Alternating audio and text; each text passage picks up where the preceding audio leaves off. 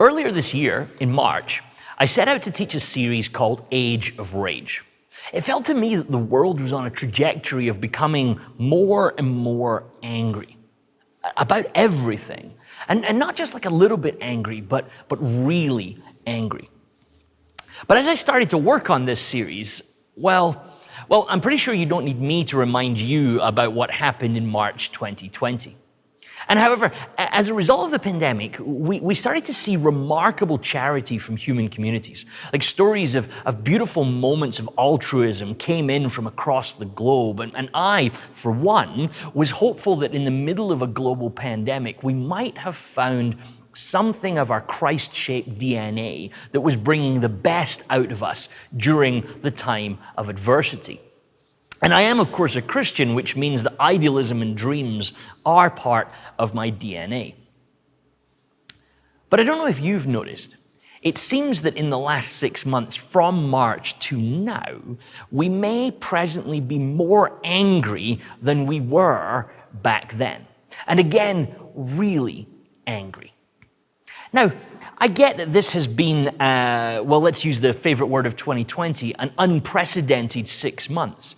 But humanity seems to have gone off the deep end of anger. We're angry about things that just a few months ago we couldn't have imagined why someone would lose their cool over such a thing. Like, for example, masks. Like a small piece of material that we're told highly reduces the risk of you spreading infection to someone else has become somehow a battleground of human freedom and liberty. Or the directional arrows in grocery stores. And the internet, as always, is a place full of strangers shouting at each other, but now about COVID restrictions. Restrictions that are designed to try and save lives are the reason that strangers are now mad at each other. In some countries, people are literally protesting their right to be allowed not to follow measures that are designed to keep them safe from a pandemic. Meanwhile, cancel culture has become the latest form of public shaming. If someone does something that the masses don't like, they're rounded upon. Sort of support is withdrawn, and often they become the recipient of angry humiliation. And then there's a phrase. There's 3 words to this phrase. 3 simple, obvious, and true words. But words that have gotten everyone screaming at each other again. The 3 words? Well, you know them, don't you? Black Lives Matter. Now, don't hear what I'm not saying, but this phrase seems to be a pretty obvious statement to me. Yet a mass of people have chosen to be divided over this. And while I'm not tone deaf to nuance and precision, the question I really want to ask is, why does this phrase anger so many of us? It's kind of hard to disagree with the ethical philosopher Alistair McIntyre when he says that there seems to be no rational way of securing moral agreement in our culture. Take, for example, Donald Trump. Like, I don't know if you've noticed, but he's a slightly divisive figure. Now, regardless of where you stand in relation to your thoughts on him, I'm pretty certain you've got an opinion.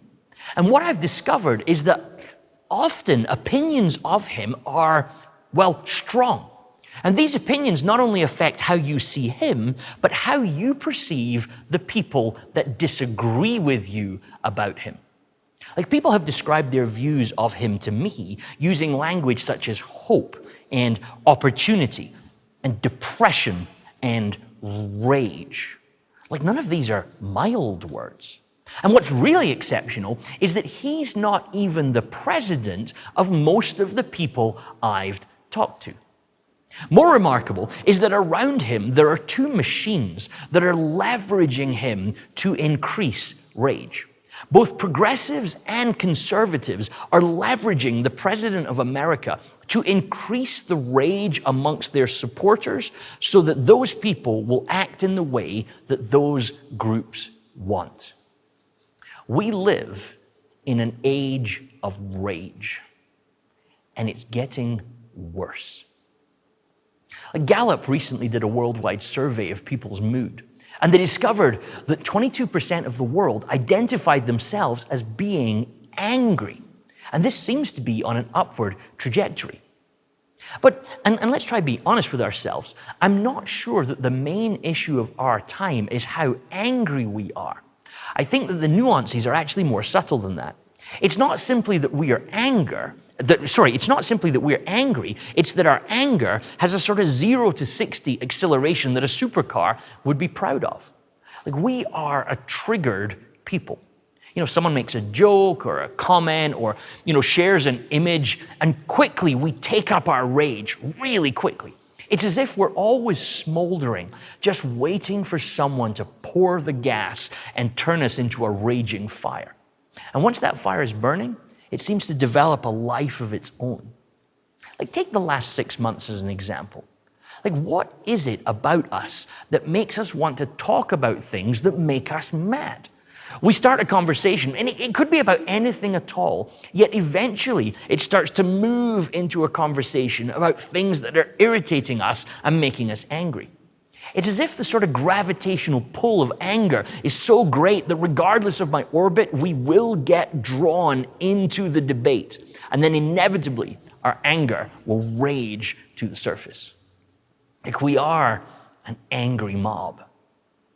Now, there's this ancient letter written by a guy called James. Tradition holds that he was the brother of Jesus. I have a copy of that letter. It's quite easy to get your hands upon one for yourself. Now, in chapter 1 in verse 19, James says this. He says, "Let everyone be quick to listen, slow to speak, and slow to anger."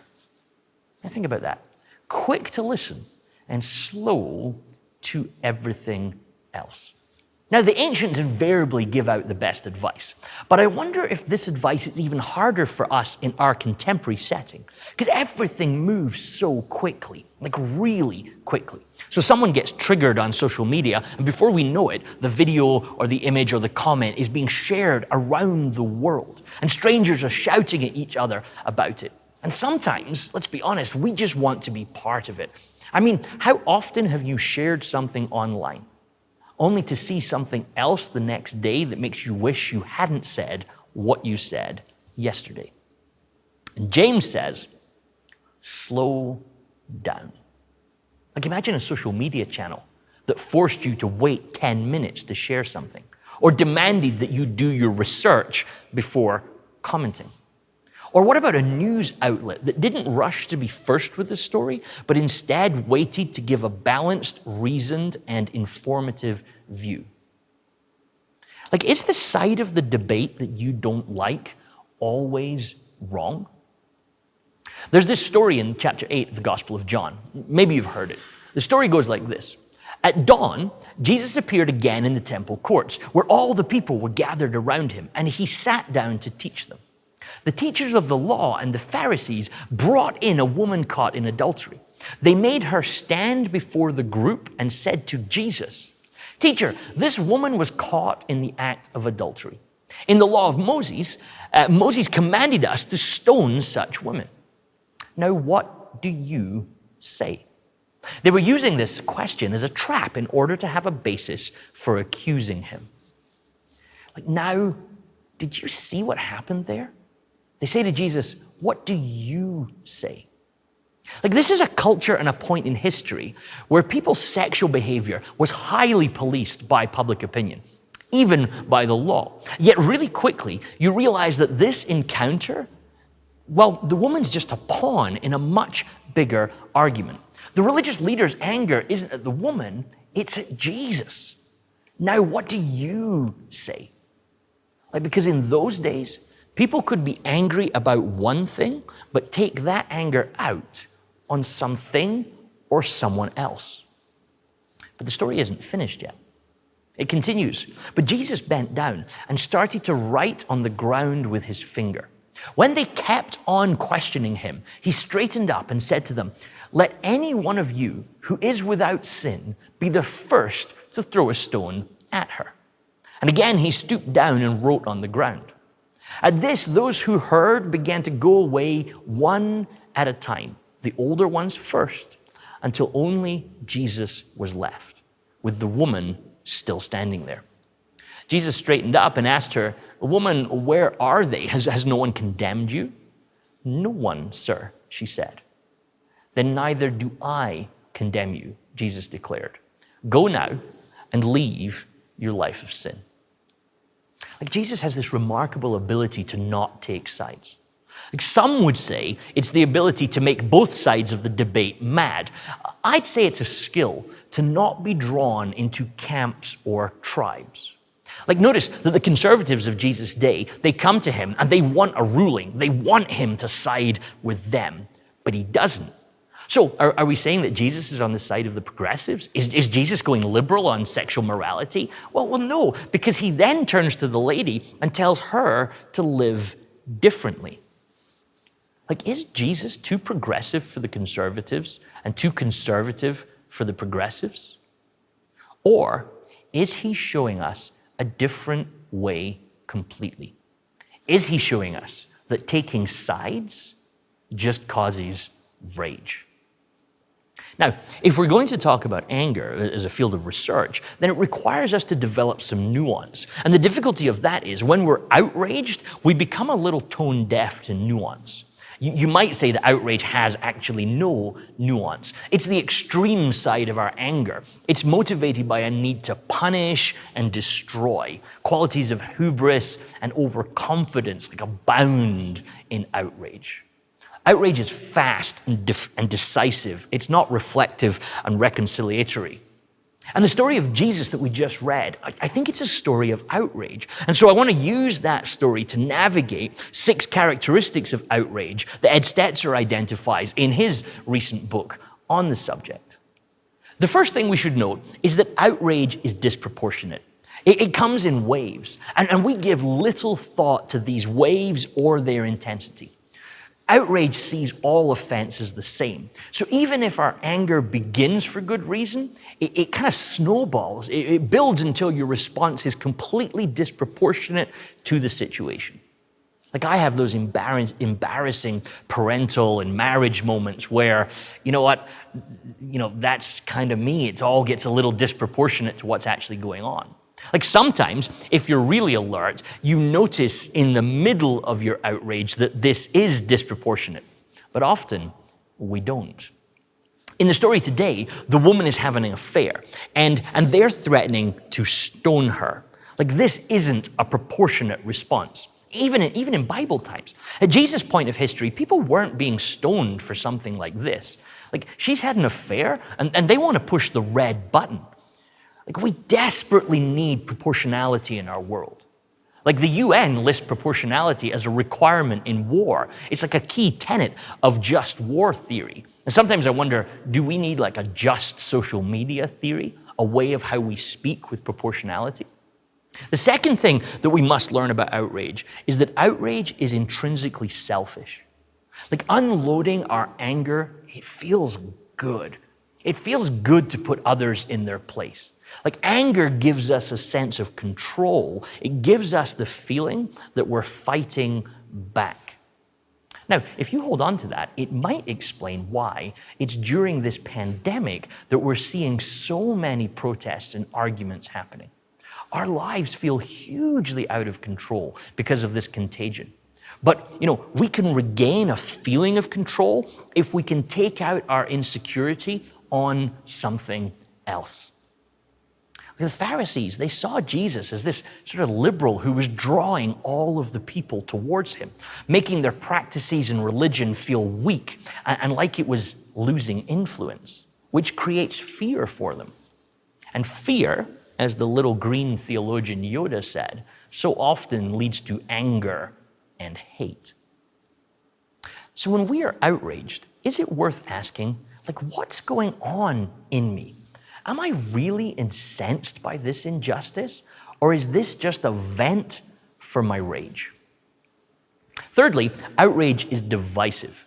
So much of the outrage that we experience at this moment is rooted in our cultural polarization.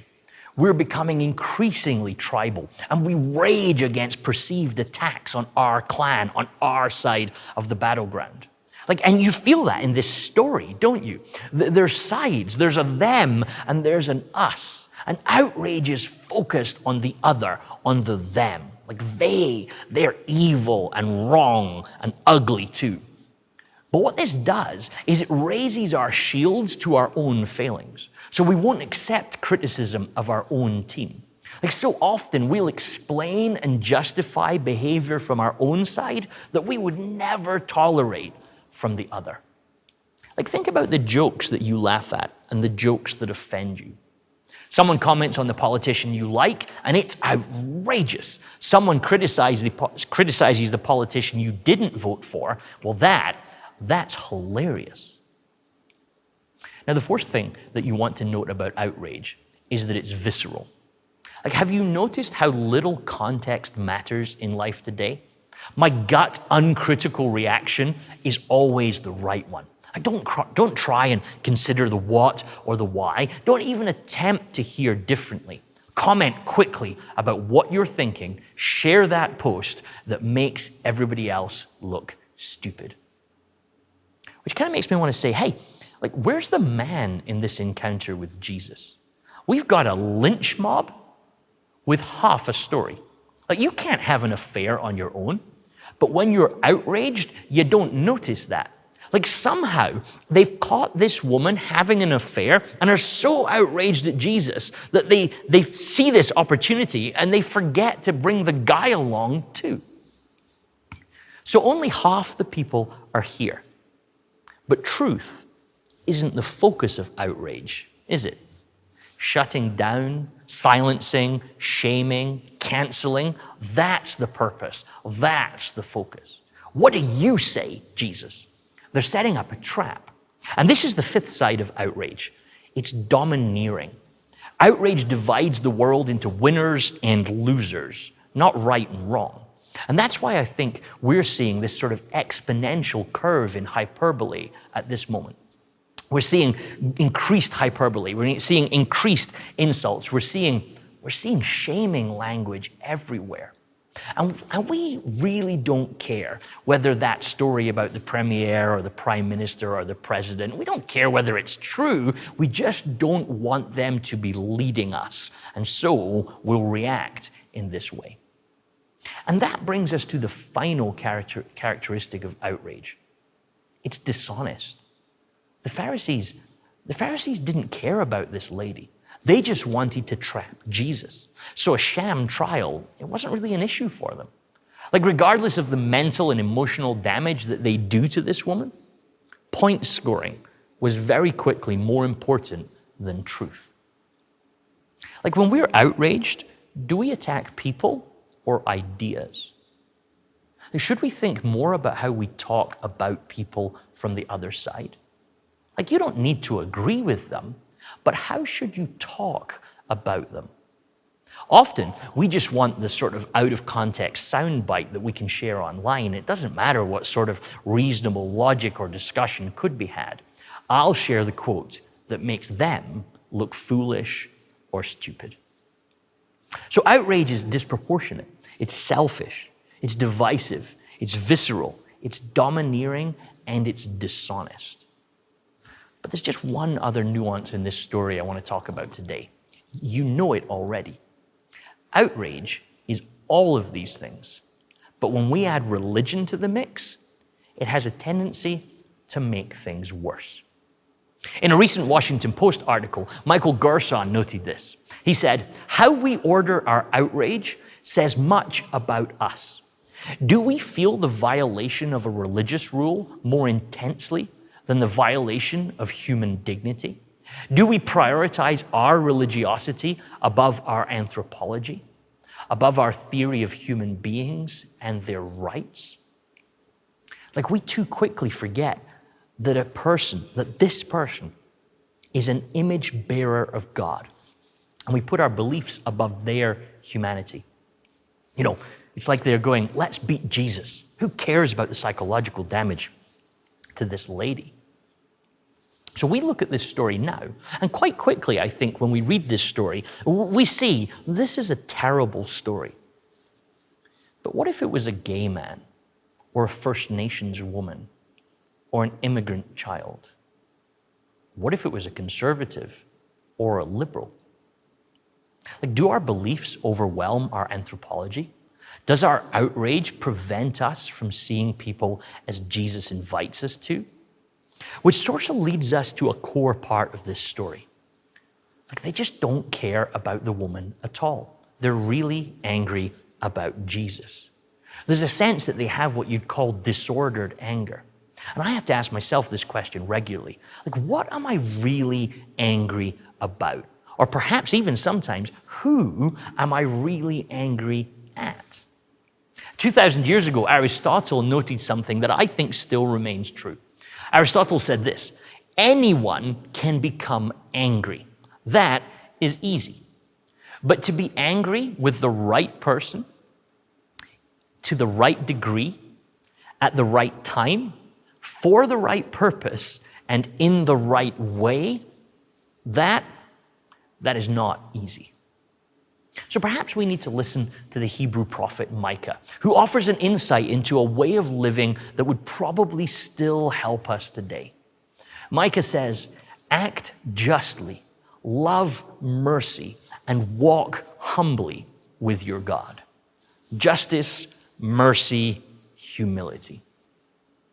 All three of which, I think you'll agree, are in short supply when we're outraged. And so Jesus crouches and he writes on the ground, even though everybody's still kind of questioning him behind the scenes. And the outrage-inducing ideas are going to keep getting retweeted. They're going to keep getting shared. Some people are going to keep shouting. But how are you going to respond? Jesus pauses. He takes a deep breath. He takes some time out. He calms himself from the outrage which is being heaped towards him. And then he says, well, if you don't have any sin, go ahead and rage. Like, do you see what Jesus does? Like, he raises the battle lines, the otherness. He takes everybody and he puts them in the same boat. And when you take all of us and point out that so often we're all in the same boat, slowly outrage starts to fade away. Like, surely it's not that simple, is it? But I think what Jesus does is he gives us a model for acting Christianly. Like, let's identify this sort of model in three ways that might help us with our outrage. The first thing that Jesus kind of points out is be quick to listen and slow to anger. We heard James say it, so maybe we should listen to him. Stop shooting from the hip. Take a moment. Number two, maybe we phrase it like this: reject the impulse to right every wrong. Like, you are not the judge of the world. And then thirdly, think through what it is you're actually trying to accomplish. Is your aim destruction, or is it reconciliation? What if speaking Christianly, or perhaps typing Christianly, just involves sometimes speaking less? Like, don't send that tweet or that email, that Facebook post, that text. Don't make that comment. I think Stanley Hauerwas guides us well as the church in this. He says the church requires a certain kind of people to sustain it as an institution across time. They must be a people of virtue, specifically the virtues necessary for remembering and telling the story of a crucified Savior. They must be capable of being peaceable among themselves and with the world, so that the world sees what it means to hope for God's kingdom. In such a community, we're not free to do whatever we will, but are called to develop our particular gifts to serve the community of faith. So Jesus is guiding us in how we should avoid outrage. He sacrifices his right to outrage back, and instead he rescues us.